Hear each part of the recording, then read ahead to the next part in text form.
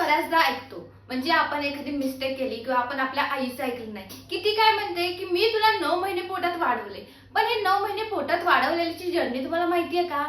तर आपण आजच्या लेक्चरमध्ये हेच बघणार आहोत की आपला हा 9 मंथचा प्रवास नक्की कसा होता।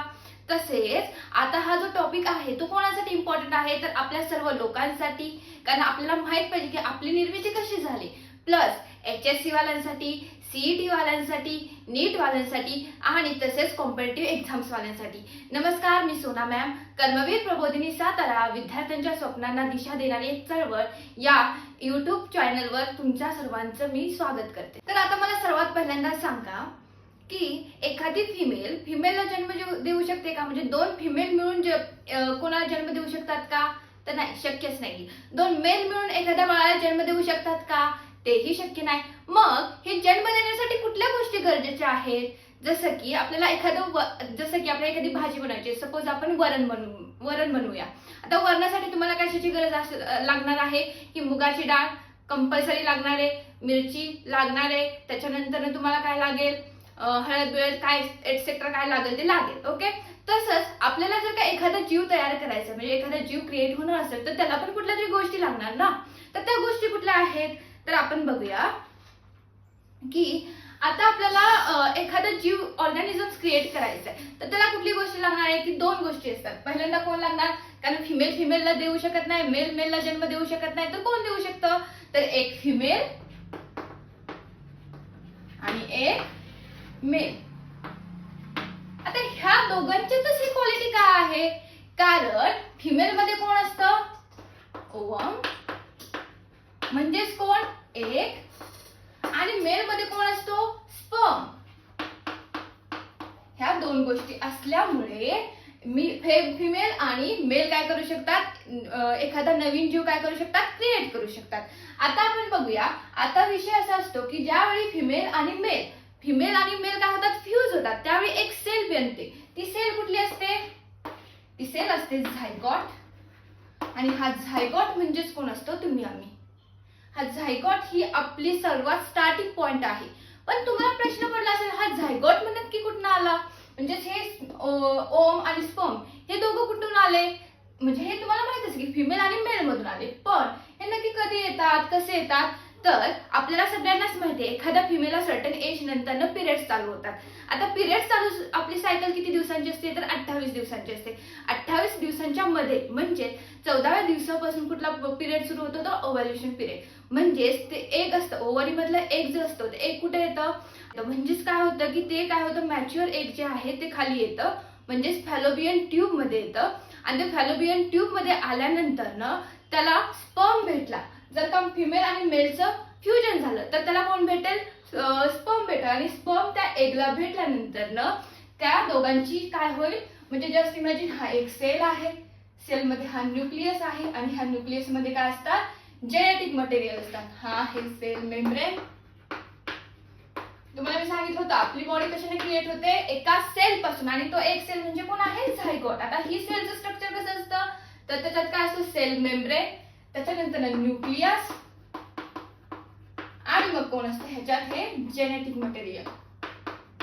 आणि हा झायगॉट म्हणजेच काय, हे जे जेनेटिक मटेरियल आहे फिमेल आणि मेलचं, ते काय होतात, मर्ज होतात एकमेकांसाठी। आणि ते मर्ज झालेलं म्हणजे सेल म्हणजेच कोण असते, आपली झायगॉट। म्हणजे तो न्यूक्लियस काय झाला, दोघांचा मर्ज झाला, आणि तो मर्ज झाल्यापासून एक सेल फॉर्म झाली, ती सेल कुठली आहे, झायगॉट।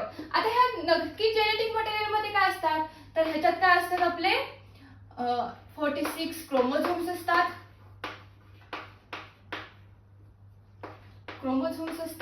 म्हणजे 23 प्लस 23।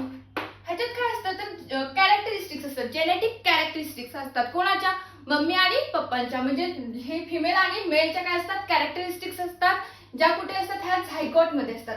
म्हणजे झायगॉट काय आहे, ह्याच्यात क्वालिटीज आहेत किंवा ह्याच्यात फीचर्स आहेत, कोणाचे, त्या जेनेटिक मटेरियलचे, जे आपल्या वडिलांकडून किंवा आईकडून येतात त्याचे। म्हणजे आपण बऱ्याचदा बघतो की वडिलांसारखे डोळे झालेत, हेअर्स असे झालेत, त्याच्यानंतर आपण बघतो की फेसिंग असं झाला, एक्सेट्रा बऱ्याच गोष्टी असतात। त्या सगळ्या गोष्टी कोणाकडून आलेल्या असतात, तर ह्या सेल मधून। आणि ही सेल म्हणजेच कोण आहे, आपला झायगॉट। आणि हा आपला काय आहे, स्टार्टिंग पॉइंट आहे कोणाचा, आपल्या आयुष्याचा। आणि इथूनच सुरुवात होते आपली इंडिव्हिज्युअल लाईफची जर्नी. आता हा जो झायगोट आहे, हा झायगोट काही दिवसांनी काय होतो, एक तर 2 दिवसात पुढे जातो. म्हणजेच हा एका सेल, ही एक सेल आहे, मी तुम्हाला सांगितले आधीच.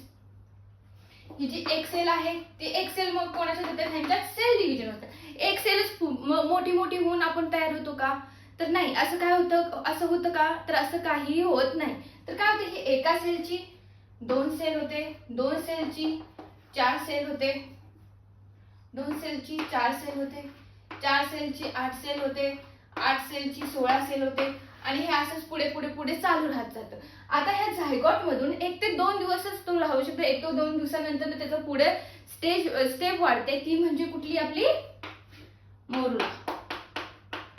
आता हा मोरुला म्हणजे काय, जवळपास तुमच्या 16 ते 32 सेल्स याच्यात असतात, अप्रॉक्सिमेटली सांगते मी. ह्या सेल्स ज्या असतात त्या सेल्सद्वारे काय बनतो, हा मोरुला म्हणजे त्या काय गोळा तयार होतो. तो गोळा कशाचा तयार होतो, ह्या ज्या सेल्स आहेत झायगोटच्या, ज्या सेल डिव्हिजन थ्रू बनल्यात त्यांचा एक असतो, म्हणजे हा एक सॉलिड बॉल सारखा असतो. जास्त त्याच्यात काही नसतं. सॉलिड बॉल म्हणजे तुमच्या एखादा द्राक्षांचा जुडगा कसा असतो त्या टाइप मध्ये हे दिसतं. आता इथून पुढे एक 5 ते 6 दिवस जातात, म्हणजे फर्टिलायझेशन नंतर, म्हणजे फिमेल मेल ह्यांच्यातून जे झायगोट झालं ह्या प्रोसेसला काय बोलतो आपण, फर्टिलायझेशन. आणि या फर्टिलायझेशन नंतर 3 ते 4 दिवसात आपलं होतो मोरुला क्रिएट, म्हणजे सेल डिवाइड झाल्या. सेल डिवाइड झाल्यानंतर म्हणजेच फर्टिलायझेशन नंतर 4-5 दिवसांनी आपला कोण क्रिएट होतो, ब्लास्टोसाइट्स. आता हा ब्लास्टोसाइट म्हणजे काय, ह्या ब्लास्टोसाइट म्हणजेच की आपलं जे आहे, तुम्हाला सांगितलं होतं इथं सॉलिड बॉल, म्हणजे इथं काय आहे, एखादा समजा तुमचा फुगा आहे, पण त्या फुगात काय भरलंय, पाणी भरलेलं आहे. तेच म्हणजे कोण आहे, आपला ब्लास्टोसाइट्स. आणि ह्याच्यातून तुमचा प्लॅसेंटासाठी, त्याच्यानंतर तुमचं बेबी फॉर्म होण्यासाठी जे फीचर्स असतात ते सगळे फीचर्स इथून सुरुवात होते. आता ह्या ब्लास्टोसिसचे 3 मेन प्रकार असतात. पहिला असतो ट्रोपो ब्लास्ट, नंतर इनर मास, आणि तिसरा असतो ब्लास्टोसो. Inner cell mass. आता हा जो ट्रोपोब्लास्ट आहे तो काय करतो, पुढे जाऊन काय बनतो, आपला प्लॅसेंटा जो आहे तो प्लॅसेंटा बनण्याचं काम कोणाचं आहे, ह्या ट्रोपोब्लास्टचं. हे जे इनर सेल मास जे आहे ते म्हणजेच काय जातं, पुढे जाऊन बेबी बनतो, म्हणजेच एम्ब्रिओ जो आहे आपला, तो एम्ब्रिओ बनायचं काम कोणाचं आहे, ह्या टाइपचं. आणि हा ब्लास्टोसोल जे आहे ती काय आहे, आपली एक कॅव्हिटी आहे, म्हणजे जे पोकळ पोर्शन आहे तो पोकळ पोर्शन म्हणजेच कोण आहे, ब्लास्टोसोल. असे हे ब्लास्टोसिसचे 3 मेन प्रकार आहेत. हे किती दिवसांनी झाले, 5 ते 6 दिवसांनी झाले. कधी झालंय, हे फर्टिलायझेशन झालं, त्या फर्टिलायझेशन झाल्यानंतर काय झालं, ही 5 ते 6 दिवसांनी ब्लास्टोसिस्ट बनले, आणि फर्टिलायझेशन झालं त्याच्यानंतर 3 ते 4 दिवसांनी आपलं कोण बनला, मोरुला बनला. मोरुला म्हणजेच किती सेल्सचा असतो, अप्रॉक्सिमेटली 16 ते 32 सेल्सचा. तिथून पुढे तो ट्रान्सफर झाला, किती 5 ते फर्टिलायझेशन नंतर 5 ते 6 दिवसांनी ब्लास्टोसिस झाला. त्याचे 3 मेन प्रकार आले. पहिला आला आपला ट्रोपोब्लास्ट, जो कोणाच्यात जातोय, पुन्हा कन्वर्ट होतोय आपला ट्रोपोब्लास्ट मध्ये, जे पुढे जाऊन प्लॅसेंटा बनताय. त्याच्यानंतर दुसरा आहे इनर मास सेल, जो पुढे जाऊन एम्ब्रिओ बनताय, आणि तिसरा आहे आपला ब्लास्टोसोल, जो काय आहे, कॅव्हिटी आहे.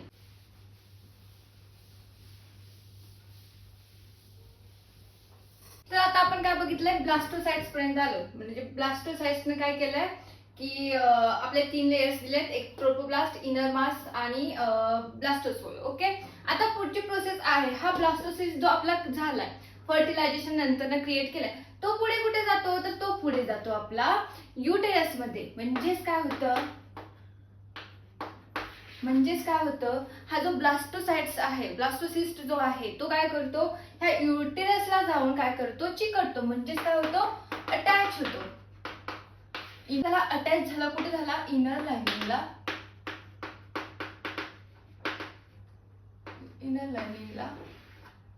एंडोमेट्रियम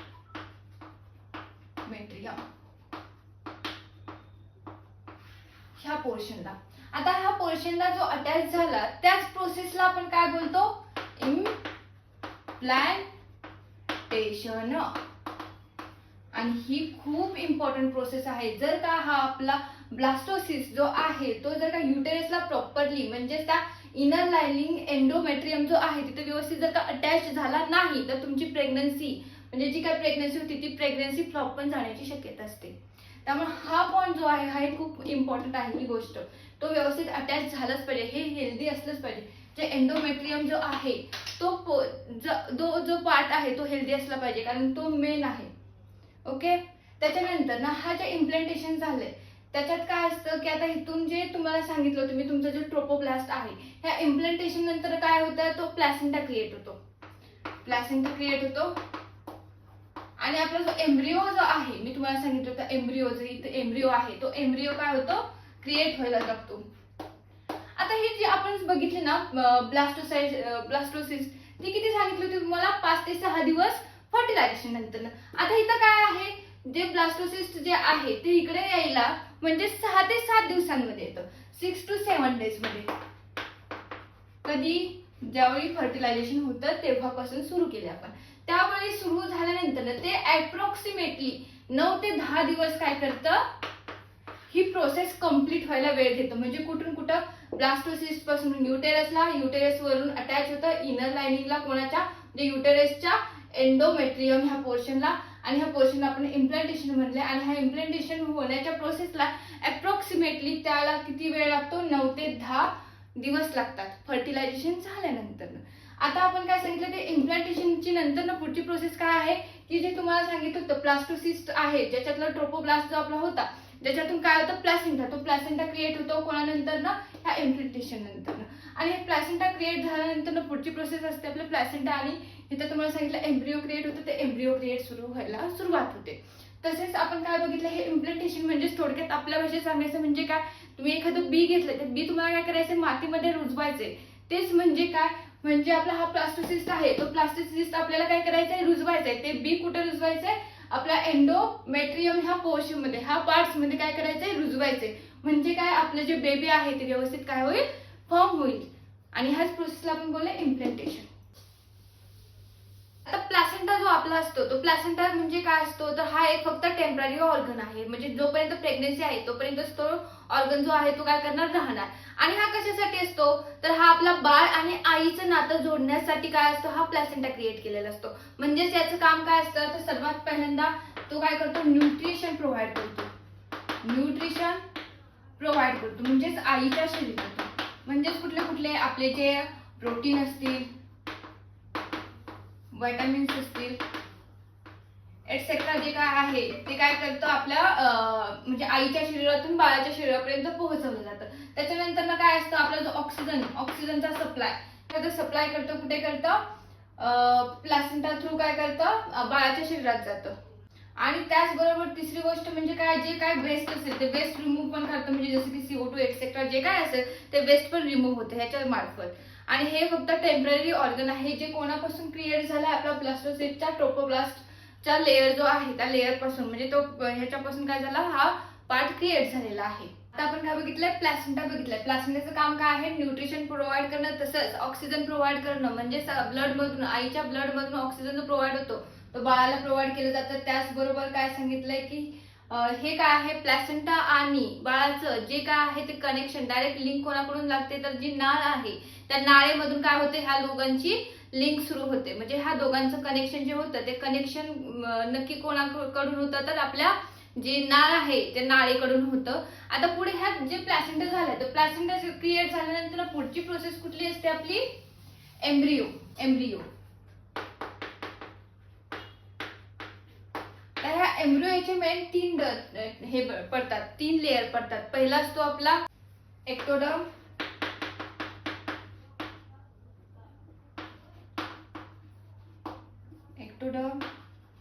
मेसोडर्म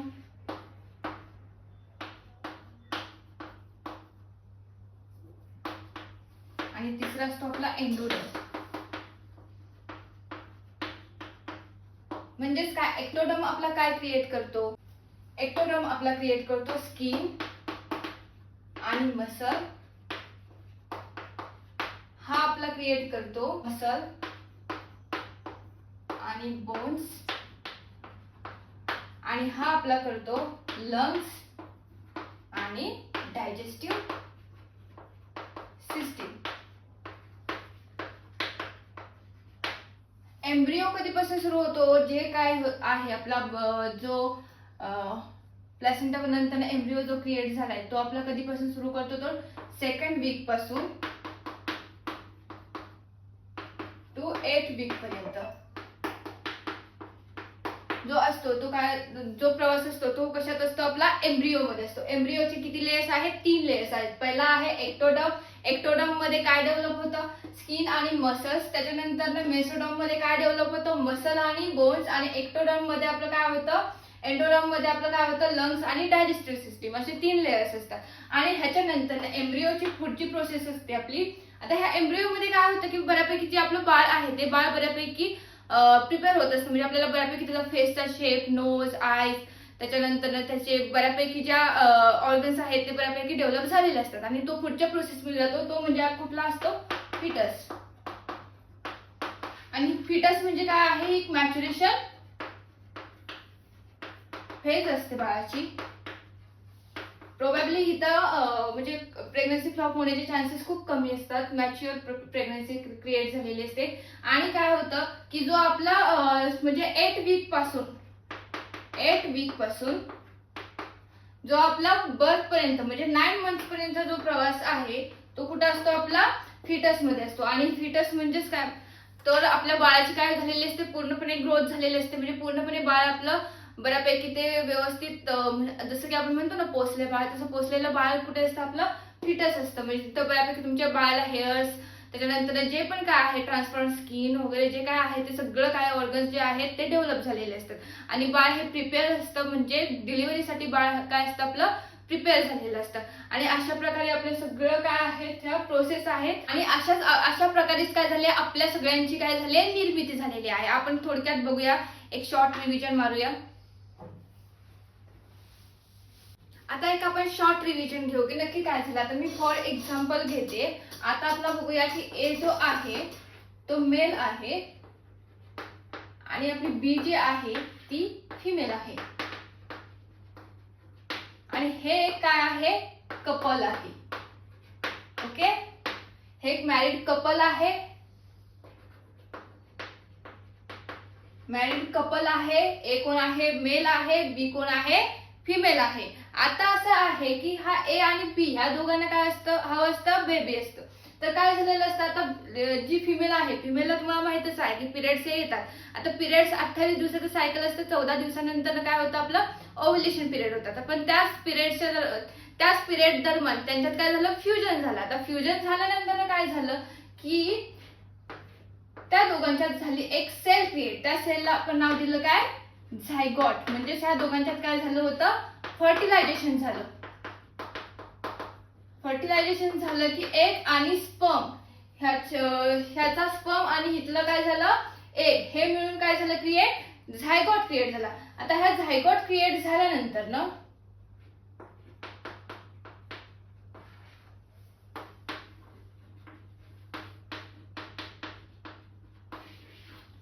झायगॉट क्रिएट झाल्यानंतर ना हा किती 1 to 2 दिवस. त्याच्यानंतर ना काय झालं?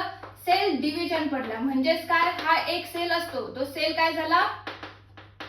एकाचा 2, 2चे 4, 4चे 8, 8चे 16 असे काय झाले?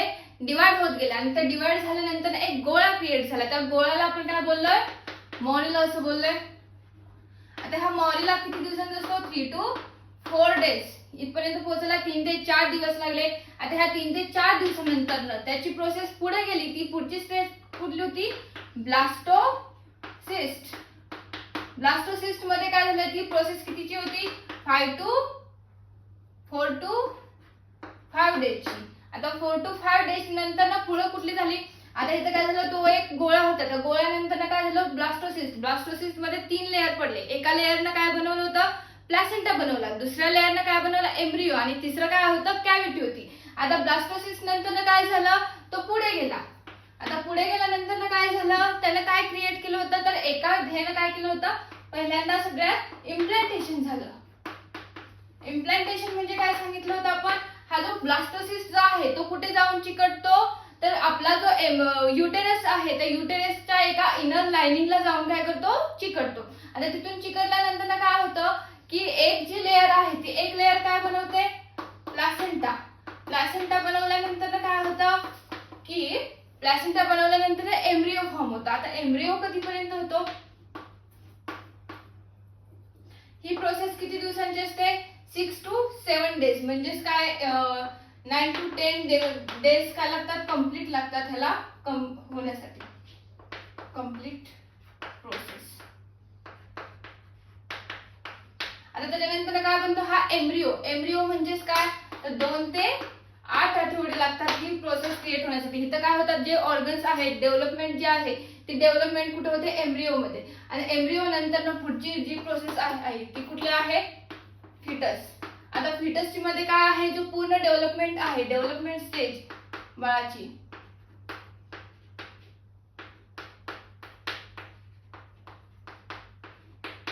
ती कुठं असते? फिटस मध्ये. आणि फिटस न झाल्यानंतर म्हणजे हे कुठून कुठं असतो? 8 वीक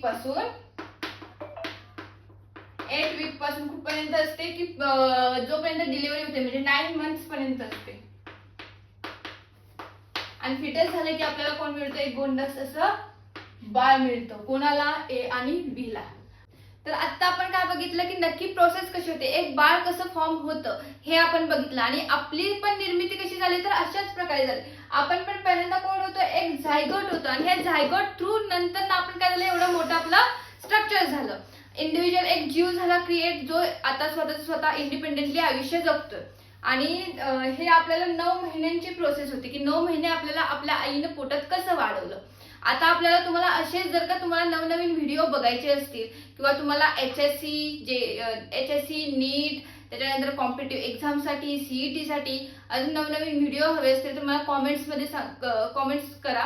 त्याच्यात तसेच आपल्या कर्मवीर प्रबोधिनी सातारा विद्यार्थ्यांच्या स्वप्नांना दिशा देणारी चळवळ या चॅनलला आत्ता सबस्क्राईब करून ठेवा.